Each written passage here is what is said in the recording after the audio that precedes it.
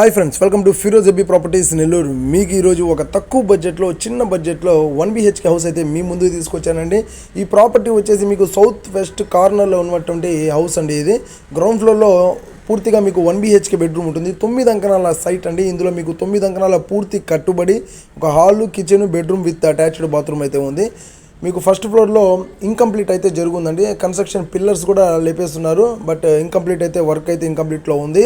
Total property cost 15 లక్షలు చెప్తున్నారు.